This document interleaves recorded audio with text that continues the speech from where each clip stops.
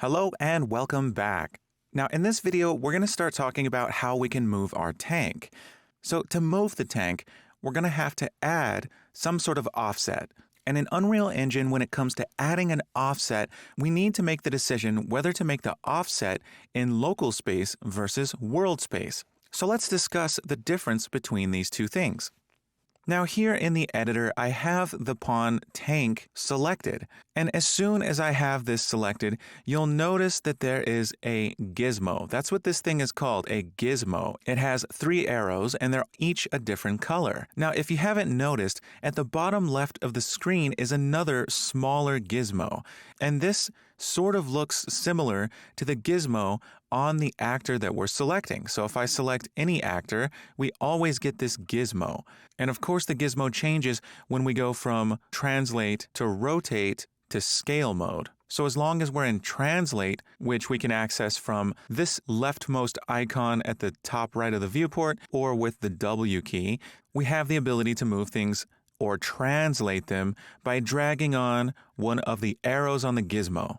And the colors correspond to the axes. Red is the x-axis, green is the y-axis, and blue is the z-axis. Now, if we rotate our view and look in a different direction, we'll see that that gizmo still points in the same original direction, and as we're rotating around, the gizmo at the bottom left of the viewport is rotating because the world direction does not change. So far, so good. Now, what we're looking at is world space directions.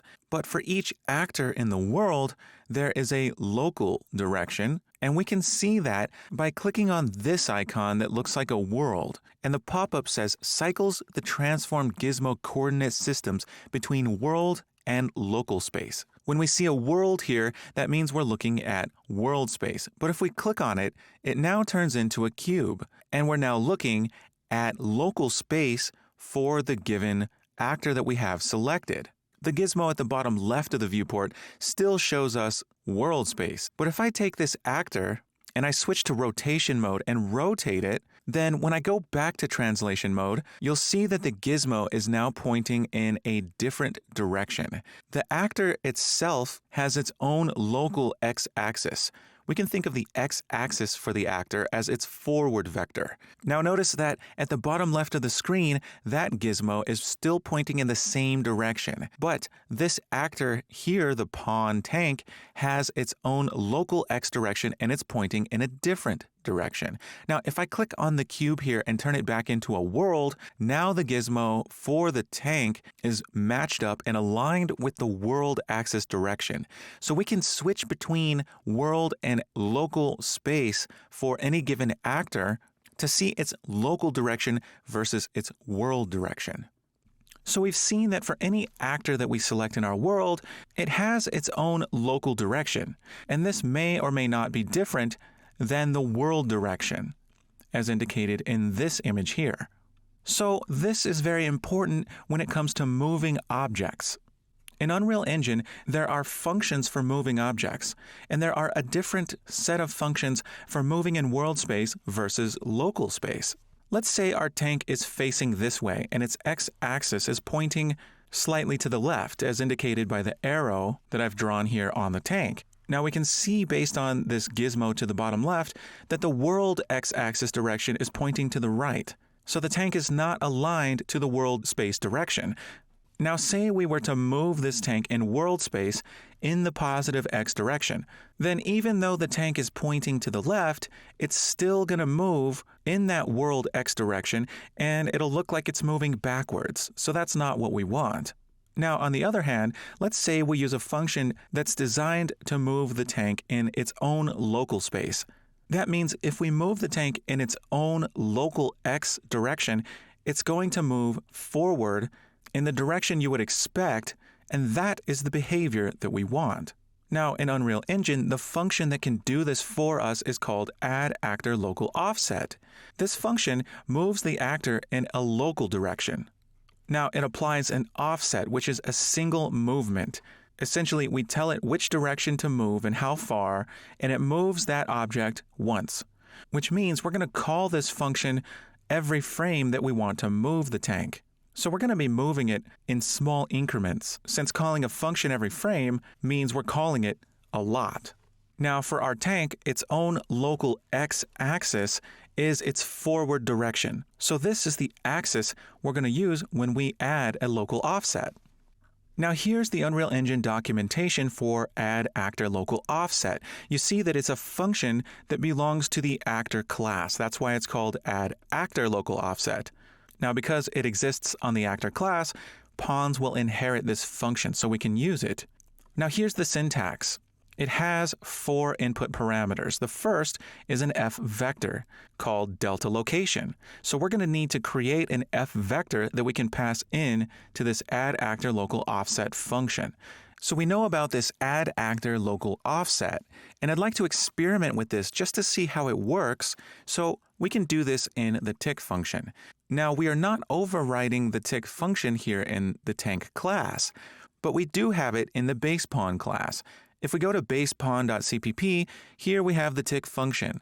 And we're not doing anything here, and this is perfect to do some experimentation. So what I'm going to do is type add actor local offset, just like that, and I'm going to right-click and select go to definition. Now here in the actor.cpp file, we have the definition for add actor local offset. Now notice something interesting. It's checking if root component is not null.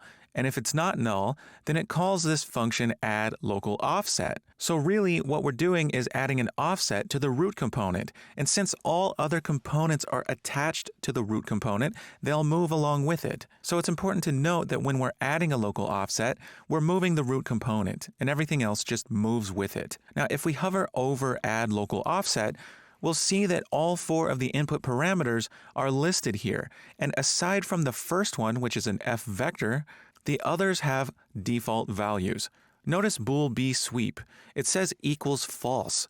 The third and fourth input parameters also have these default values. This means that if we call this function and do not pass in inputs for the last 3 input parameters, then they'll be set to these values by default. Now I'm going to close actor.cpp, and here in the base pawn tick function, I'd like to call add actor local offset each frame just to see how it works. Now, we know that the first input parameter is an f vector. It's called delta location. This is the amount of movement we would like to add each time we call this function. So I'm going to create an f vector called delta location. So f vector delta location. Now, I'd like to zero out this vector. In other words, make sure that it's initialized with all zeros. Now, I want a 0 vector. I can pass in 0.f, and x, y, and z will all get 0.f, so this will serve my purposes just fine. Now, I'm going to take delta location.x, and I'm going to change that to 2.f. That way we have a vector with y and z set to 0 and x set to 2. So I'm going to go ahead and pass delta location into add actor local offset as a sort of experiment. Now I can get away with calling add actor local offset and just passing in the first input parameter as the other 3 are optional. So I'm going to compile this and see what happens.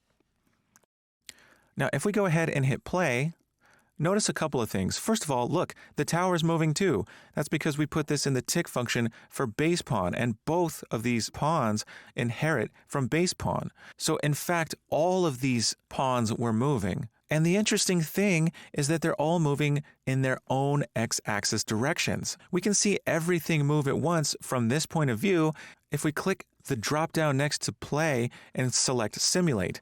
This allows us to play the game without possessing any pawns. So if I click simulate, check this out. Every pawn is moving in its own x-axis direction. That is actually pretty weird and pretty cool. So this shows us how add actor local offset works. It moves things in their local directions. Now we can get out of simulate mode by clicking the drop-down and selecting selected viewport, and this will allow us to play in the regular play mode. All right, I'm going to stop this, and we can go back into base pawn, and we can remove this experimental code. I'm going to go ahead and just delete it out of the tick function. So we now know how add actor local offset works. So let's go back to tank.cpp, and here we have the move function. We know that this function is being called every single frame, and we know that value is equal to 1 if we're pressing the W key, and it's -1 if we're pressing the S key, and it's 0 if we're pressing both or neither. So for your challenge, you're going to move the tank using add actor local offset. So in the move function, you're going to create an F vector called delta location. Now make sure to zero out X, Y, and Z. You can do this in any number of ways, such as using one of the various F vector constructors.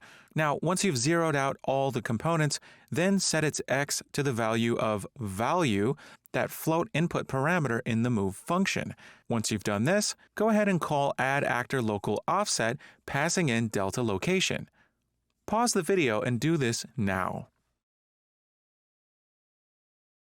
Okay, so I'm back here in the tank.cpp file. Now, I no longer need this UE log, so I'm going to take that out, and I'm going to create an F vector called delta location. Now, I can use one of the F vector constructors. I've already shown you how to create a new vector with all zeros. I'm going to show you another way, which is to initialize this with F vector 0 vector. And this is exactly what it sounds like, a vector with 0 for each component. This is just to show you an alternative way. So we have a 0 vector. Now I'm going to take delta location.x and set that equal to value. And finally, I can call add actor local offset, passing in delta location. So let's compile this. And back here in the editor, I'm going to take my tank and I'm just going to orient it so that it's facing the world X direction. And then I can hit play. And now clicking in the viewport, if I press the W key, I'm moving forward. And if I press the S key, I'm moving back. If I press both, they cancel each other out and I'm not moving at all. And of course, if I don't press anything, I don't move either. So we now have movement for our tank, but it's a little slow, so we're going to have to do some adjusting, and we're also going to talk about fine-tuning this movement mechanic with our tank. So in summary, we learned about add actor local offset and the difference between world space and local space. In the next video, we're going to continue perfecting this movement mechanic with our tank. I'll see you soon.